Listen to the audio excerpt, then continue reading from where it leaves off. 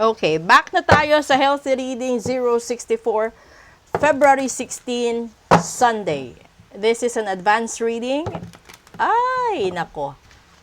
Ito kuha tayo dito ng isa. Tignan natin kung anong mangyayari right after ng Valentine's Day. Siyempre, lahat naubusan ng pera. Lahat ng nag-date, di ba? Okay. Oh, this is it. Ten of Cups. Everything is blossoming and there is a miracle sa buhay natin. Alam mo, ito naman yung pinakamaganda. Kasi kapag sinasabi Ten of Cups, ibig sabihin, magkakaroon ng magandang balita or magandang pangyayari or magandang resulta 10 weeks from today.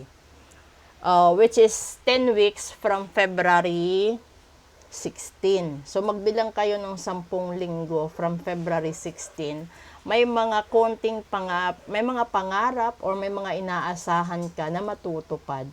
10 linggo simula po ngayon. Ito yun magandang balita ito. Kasi para sa pamilya Kung tayo yung breadwinner, kung tayo yung may pangarap sa mga kapatid natin, sa magulang natin, na siyempre, wala ka namang ibang gustong gawin kundi pakainin sila ng masasarap, magkaroon ng magandang tirahan, makatikim man lang ng mga magagandang appliances, ano pa ba? Sa mga pamangkin, gadgets, sa mga kapitbahay mo, kahit man lang magkaroon ng maliit na gathering or parang salo-salo sa mga kaibigan, di ba? Ito yun. Sa loob ng 10 linggo, simula ngayon, may mga matutupad. Hindi naman lahat, pero matutupad siya kapag yung pangarap mo is para sa pamilya mo. So, ibig sabihin, yung ipaprioritize ng Diyos sa atin, yung family. So, kung meron kang pangarap na hindi siya related sa family, ibig sabihin, hindi pa siya ibibigay. 10 linggo simula ngayon. So, kapag nag-10 linggo, March, April, mga April, katapusan ng Abril, kasi may 2 linggo tayo sa February, that's correct, kasi 10 weeks So, ibig sabihin, nasa season ng summer, ibibigay. So, baka yung iba uuwi, magkakaroon ng gathering sa family, yung iba, siyempre, kalimitan pag summer yan, it's a family time. So, 10 weeks from now, 'di ba? May mga ganyan.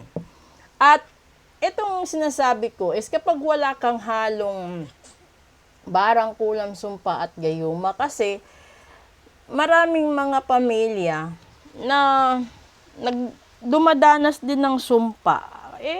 Alam mo yung hindi naman kasalanan siguro ng mga anak, pero kasi kapag magulang, minsan sa magulang, nagmamana yung magulang ng kamalasan sa lolo't lola. Minsan sa magulang niya mismo, lalong-lalo na kung uso kasi noon na kapag hindi tanggap ng magulang mo yung papakasalan mo, hindi tanggap ng magulang mo yung mahal mo, itatakwil ka, Tapos lalayas ka, itatanan ka, ganun.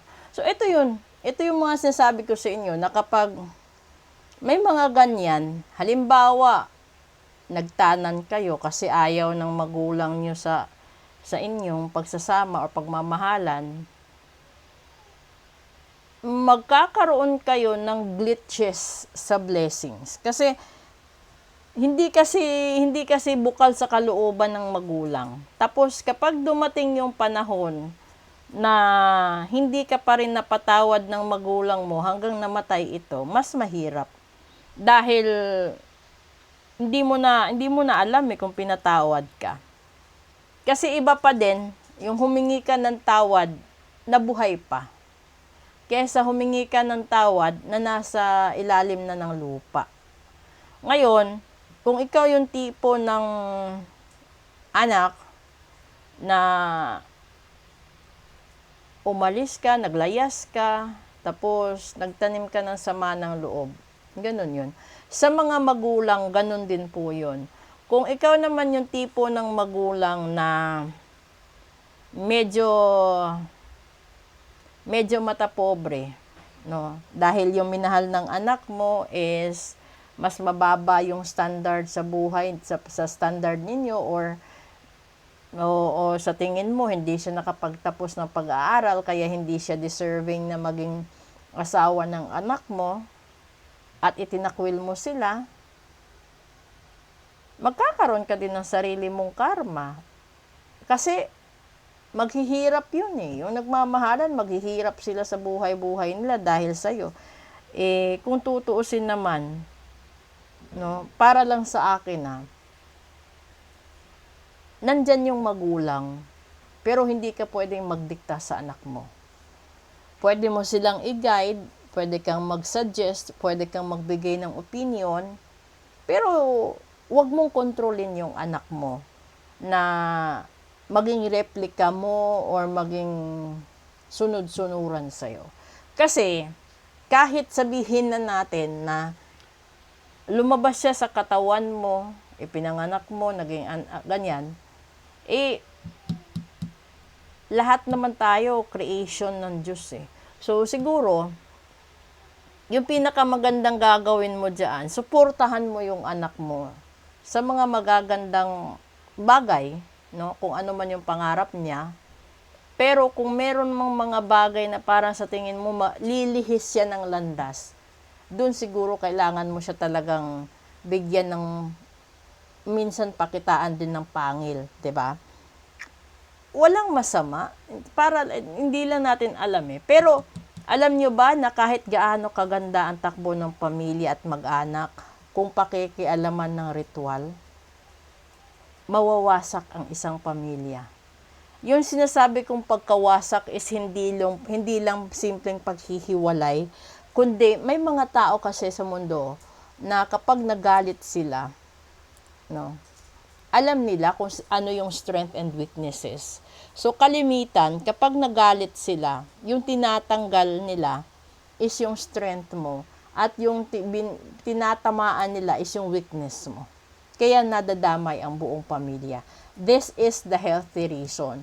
So, kung meron kang mga members of the family na nagkakasakit ng biglaan, nang wala namang kadahilanan, no?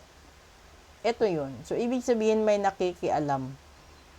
Pwede yan, palipad sa hangin, pwede pinakain, pinainom. Posible din na dinaan sa isinusuot mo sapatos, tsinelas, damit, or kahit anong gamit. Posible din dinaan yan sa mga regalo. Kaya ka nagkakaroon ng kamalasan sa buhay. So, this is a healthy reading. So, ibig sabihin, kalimitan, yung ginagawa ng kalaban mo is tatamaan ng kalusugan mo, mental stress, emotional stress, at saka yung pagsasama at pakikitungo sa pamilya, winawasak niya. So, there is a disrespect way of attitude na lalabas in between the family members. Hanggang sa magkaaway-away, magkagulo, magkasumbatan, yun. So, tignan natin sa daily episode later on kung ano ba yung isi-share niya ng dagdag. Kung wala namang barangkulam at sumpa at gayuma, then, the mentioned 10 weeks from now na blessings, talagang ibibigay ng Diyos kapag walang harang. Pero pag may harang, tanggalin nyo bago matapos ang 10 linggo. Okay? Thank you po.